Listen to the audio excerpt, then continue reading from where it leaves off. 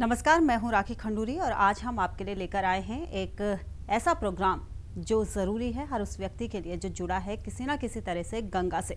गंगा, जी हाँ, जो किसी के लिए माँ है, जो किसी के लिए मोक्षदायिनी है और किसी के लिए इसका महत्व कई तीर्थों से भी बढ़कर है।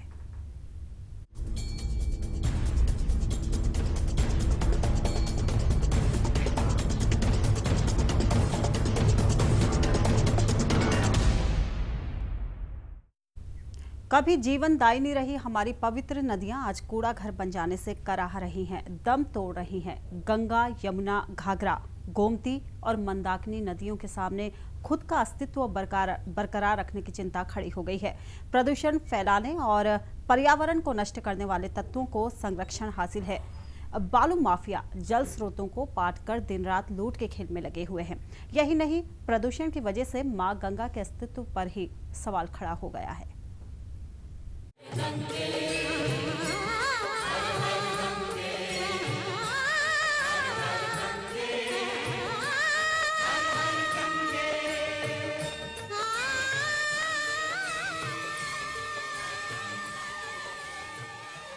गंगा की निर्मलता और स्वच्छता को लेकर मचे तूफान के बीच ये बात खासी महत्वपूर्ण हो गई है कि आखिर हम गंगा को लेकर कितने चिंतित हैं और वास्तव में हैं भी या नहीं।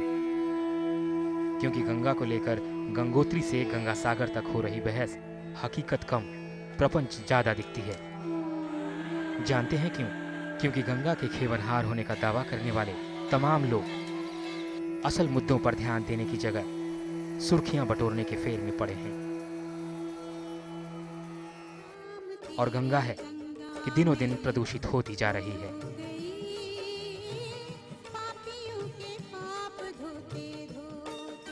करोड़ों रुपए अब तक गंगा को साफ करने के नाम पर यूं ही उड़ा दिए गए, लेकिन हकीकत क्या है उसकी एक बानगी देखिए। गंगा में बड़ी संख्या में इंसानों व जानवरों के शव पड़े सड़ रहे हैं। आज भी गंगा में शहरों के गंदे नालों का गिरना बदस्तूर जारी है। कई शहरों के सीवर से मलमूत्र गंगा में गिर रहा है। वास्तव में गंगा की यही हकीकत है, फिर भी सब आंखों पर पट्टी बांधे हैं और गंगा को मां की तरह पूजने वाले लोग कैसे मौन हैं या यूं कहें बेबस हैं। जहाँ तक गंगा में जो डेड बॉडीज़ की आप बात कर रहे हैं, डेड बॉडीज़ वो तो हमारे उस पर नहीं आता है।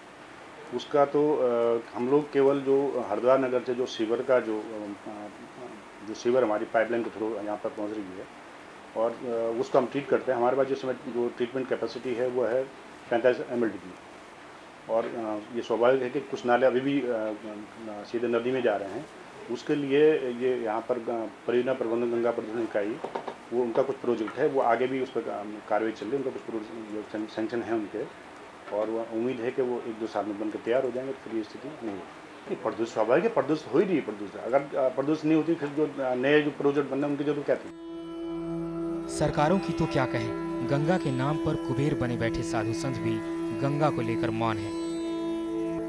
या यूं कहें कि गंगा को लेकर उनकी सोच अभी साफ नहीं है, क्योंकि आज भी कितने ही आश्रमों का गंदा पानी गंगा को मैला कर रहा है। गंगा के मायके यानी देवभूमि उत्तराखंड में तो करोड़ों लोगों को मोक्ष प्रदान करने वाली गंगा मानो खुद मोक्ष पाने के लिए छटपटा रही है। लेकिन अभी वो भगीरथ जमीन पर नहीं आया जो गंगा को इन बेड़ियों से मुक्ति दिला सके।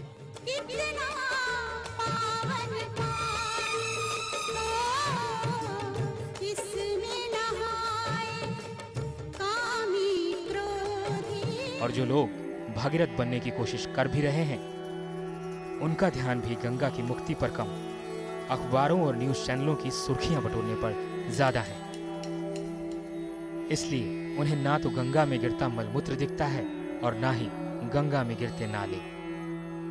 उनका तो उद्देश्य बस जल विद्युत परियोजनाओं का विरोध ही रह गया है, जैसे बाकी सब गंगा खुद कर लेगी। गंगा के लिए चल रहे आंदोलनों का कोई असर आम जन पर पड़ रहा है, ऐसा कहीं नहीं दिखता। जगह जगह पड़े सड़ रहे इंसानों और जानवरों के शव देखकर तो यही लगता है ये हालत किसी एक जगह की नहीं है, गंगोत्री से हरिद्वार तक की यही हाल है।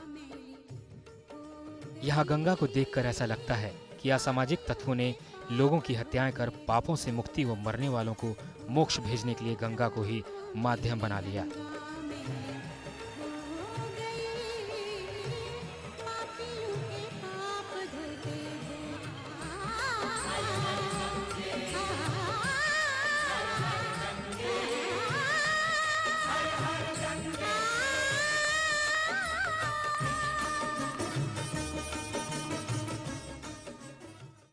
तो 100 करोड़ से ज़्यादा लोगों की आस्था का केंद्र गंगा, उसके ऊपर सरकार ध्यान न दे तो ये बहुत ही शर्मनाक बात है। और सरकार ने जो वादे की और खुद माननीय प्रधानमंत्री जी से हमने स्वयं मुलाकात की थी जब उन्होंने गंगा को राष्ट्रीय नदी नदी घोषित किया था, दुर्भाग्य से उसको राष्ट्रीय धरोहर के रूप में वो घोषित नहीं हो पाई अभी तक गंगा। वो उस दिशा में भी काम करना होगा। लेकिन माननीय प्रधानमंत्री जी ने कहा था कि हम किसी भी कीमत पर गंगा की निर्मलता और अविरलता को नष्ट नहीं होने देंगे। तो मुझे लगता है माननीय प्रधानमंत्री जी अपने उस संकल्प को याद करते हुए अपना गंगा के प्रति जो धर्म है उसको निभाएंगे।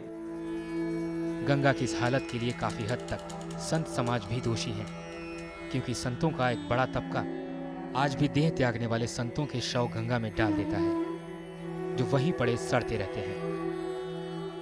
दुर्भाग्य तो यह है कि यही जल ब्रह्माकुंड यानी हर की पौड़ी पहुंचता है, जहां लोग न केवल गंगा जल का आचमन करते हैं बल्कि उसमें स्नान भी करते हैं। ब्यूरो रिपोर्ट, जनता टीवी।